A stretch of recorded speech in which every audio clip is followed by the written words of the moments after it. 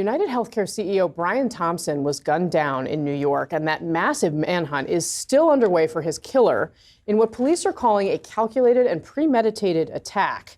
In a new statement, the United Healthcare Group says this, quote, "While our hearts are broken, we have been touched by the huge outpouring of kindness and support in the hours since this horrific crime took place. But this killing has generated a very different reaction from some on the internet. Just take a look at some of these comments found under a CNN video about this story online. These are just a few, among dozens of hateful comments that we found, including one saying, quote, "Sorry, my sympathy is out of network."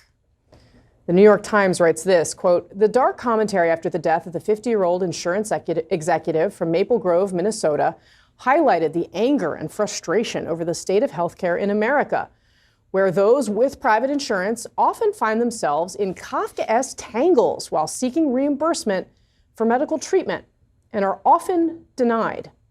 And that frustration is something that doctors say they've seen from patients throughout their careers. I see people when they're at their lowest, when the system has failed them, and I'm frankly not surprised. They feel abandoned, they feel exploited, they feel lied to when it comes to the healthcare system, and especially insurances, because of the things you mentioned, denials, prior authorization, narrow networks, the cost of healthcare. It's been going on and bottling up for a long time. So our panel's back. Annie Linsky, we're going to be clear here about the tragedy that is Mr. Thompson and his family, right? And set that aside. But what we do see in the wake of this is an outpouring of anger around the way people have been treated by these companies. Now, we're again going to be clear. We are not saying that this justifies any sort of violence at all. But this conversation has really exploded. My family's talking about it. Absolutely, mine is too. Of course, vigilante justice is not the answer to the problem.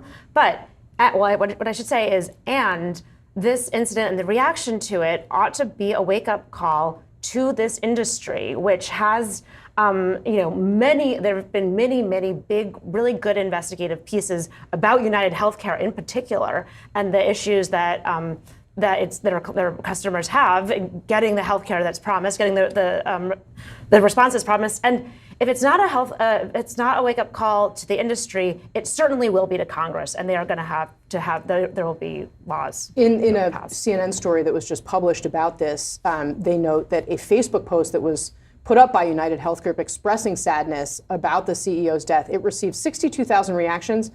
57,000 of them were laughing emojis. Yeah. That's sad to think about, but look at this. And you're right.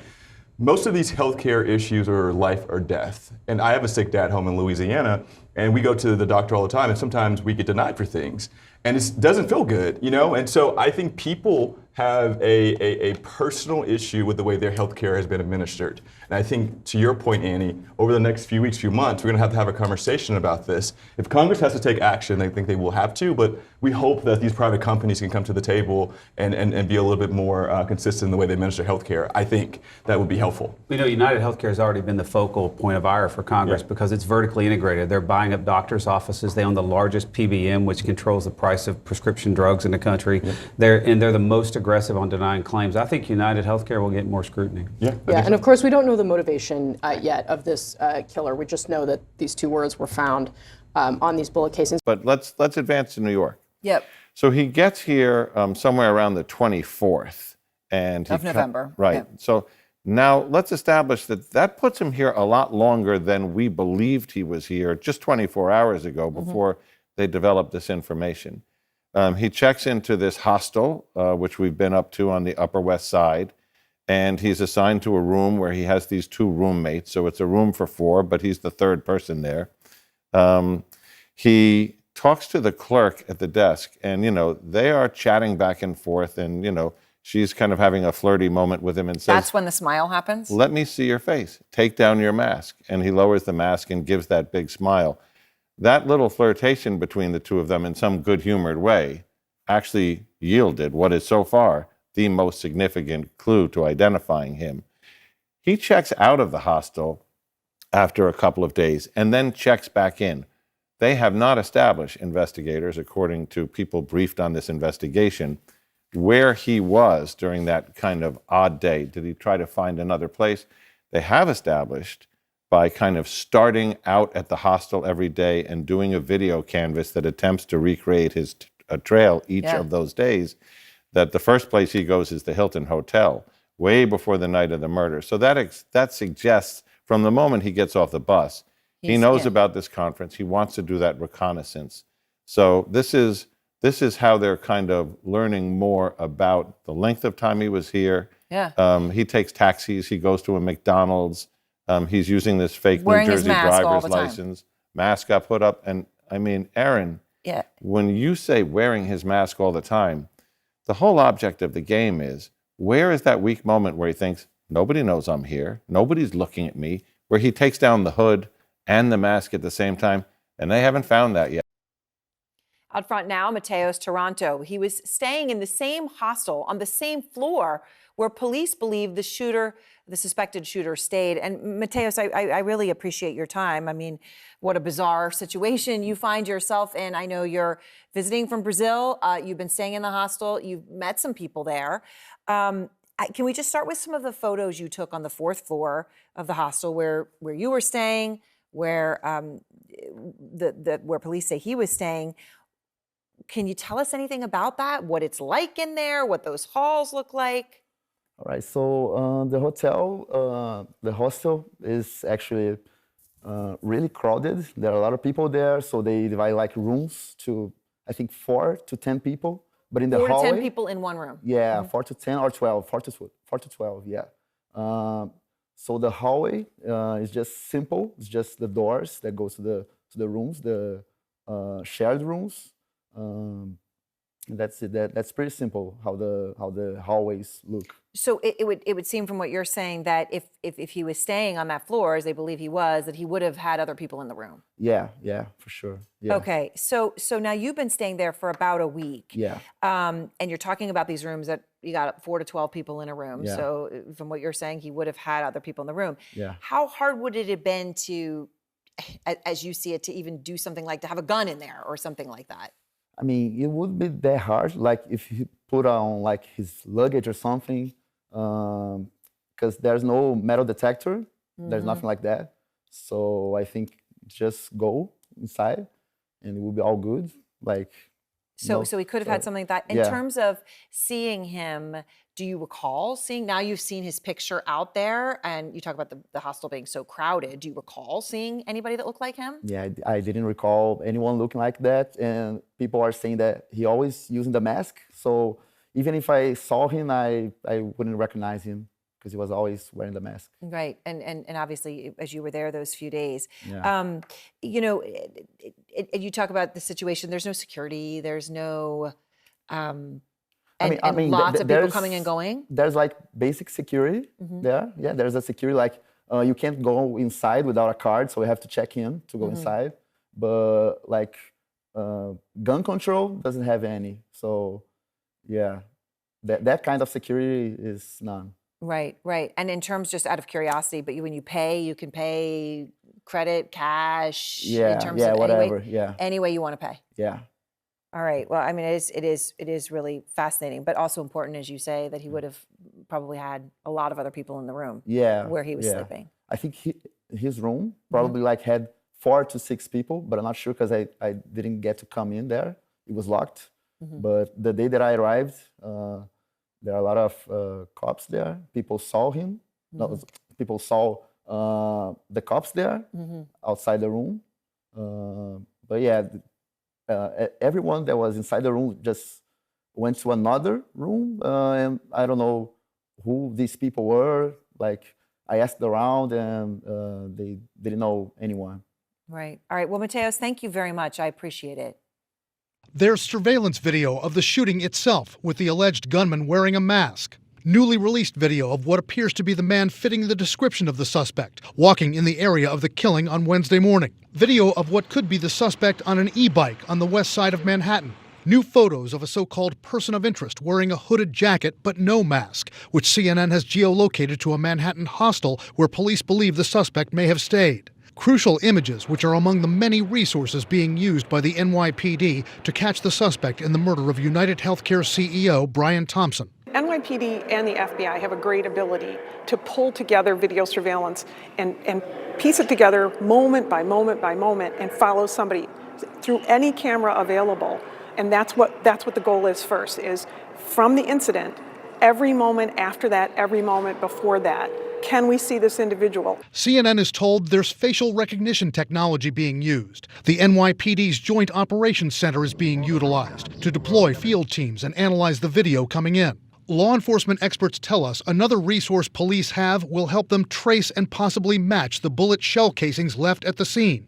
A shell and a live round with the words delay and depose written on them, reflecting popular phrases in the insurance industry.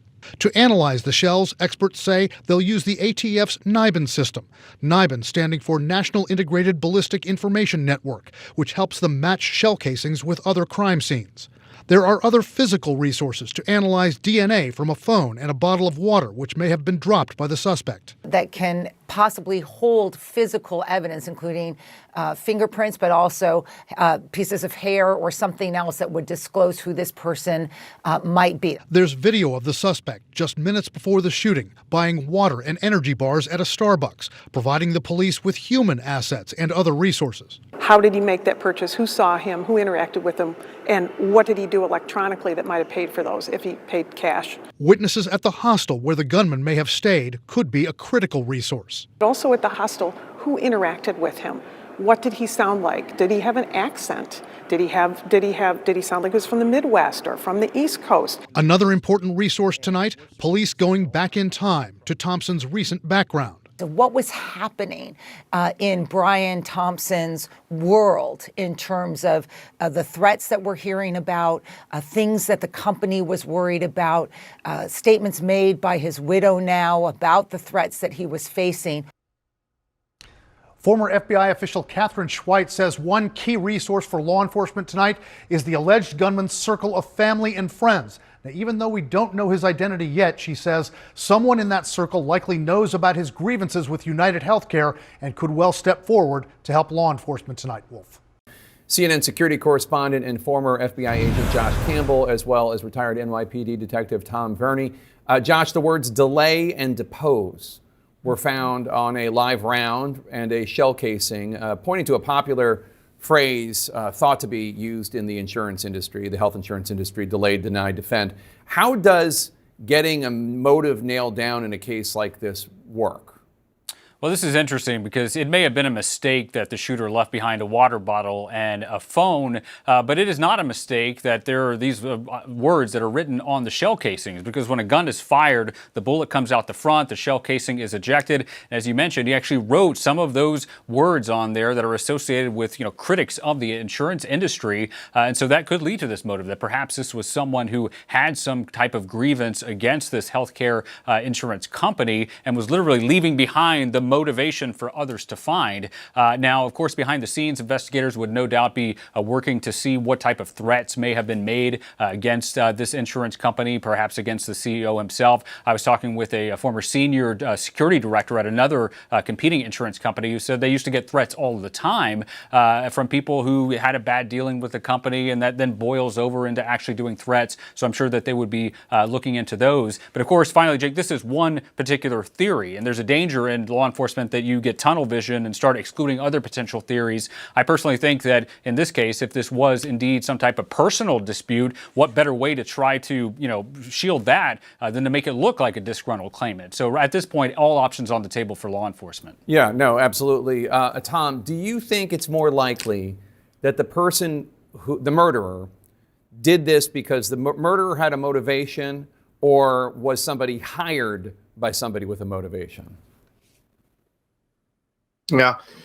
Well, I mean, look, first, my condolences to the Thompson family. What a horrible thing to be going through, especially this time of the year, the holidays on top of us. And, there's theories about this individual being a hired hitman versus some sort of disgruntled, troubled person with a firearm, which is too commonplace here in the United States, as we've all seen, right? So, the thing is, with leaving so many clues behind, I mean, the the thing that caught me was in the beginning of the video, the person is taking sort of a shooting stance, almost a combat stance that those of us in law enforcement or in the military are trained to take to get the proper sight alignment with the weapon to make sure that the bullet is reaching its proper destination, right? But then to the immediate right, there's someone standing right there, and then to the immediate left, there's someone in a parked SUV. So to be using the silencer sort of it doesn't really make much sense if you're doing this, in front of maybe a handful of people. So, if this was a hired hitman, I don't know if he was hired through Craigslist versus Indeed, because he's already left a lot of clues and evidence behind, where a professional hired hitman would have been a ghost, and you never would have saw the person approaching and or leaving, and certainly not just taking a nice bike ride through Midtown Manhattan. Tom, what do you make of the revelation? Our John Miller just reported that the shooter, or the person of interest rather, used a fake ID to check into that hostel. Yeah, I mean, that's not surprising. I mean, these, as John had sort of alluded to, these, the fake IDs and or even accessories for guns, you could get just about anything on the internet nowadays. And that's this ongoing argument as far as gun laws and, whether the gun laws should be more restrictive, and what can you get either on the open market or on the internet. And it's not about suppressing people's Second Amendment rights as it is, psychos getting their hands on these weapons and then causing unbelievable damage. Having said that, the location of this shooting in Midtown Manhattan, right by the Hilton, and I'm very familiar with that hotel. I'd worked in that area for a number of years. I would put people's mind at ease that I don't think there's any immediate danger to the public. This clearly seems to be a targeted attack.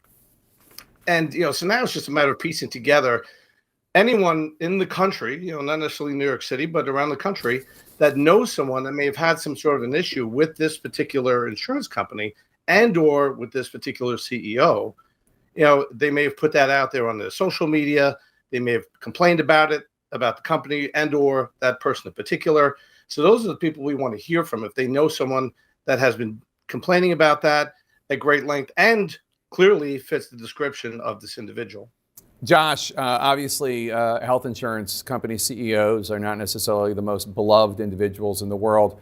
There has been a lot of twisted, dark, nihilistic commentary on social media applauding this assassination of this individual. I mean, it's horrific. Does that have any sort of effect on future dangers, future threats, or even the search for this killer? Yeah, some of these platforms have become unwieldy, to begin with, but I've seen a lot of the same vile postings that you're mentioning. Others, people posting the leadership at other companies as well, essentially signaling, hey, if you want to be a copycat, here's the person to go after. And so this is why, as you mentioned, we're seeing that a lot of these healthcare companies in the last 24 hours have started bolstering security for their protectees. These companies often have in-house security. Sometimes they contract with executive protection firms to provide security as well. And for both those teams as well as law enforcement, what they're looking for, and Tom knows this well, whenever you're trying to assess a threat, you're looking for intent and capability. There are a lot of people out there with the capability to cause violence who have absolutely no intention to do so, but you're looking for the person that wants to cause harm and may have that capability. It's difficult to suss out whether, these are these keyboard commandos, as we say, who just spread vile things, or whether some of these people might act on them. That's why we're seeing this increase in security, Jake. Yeah, dark and twisted. Tom Burney and Josh Campbell, thanks to both.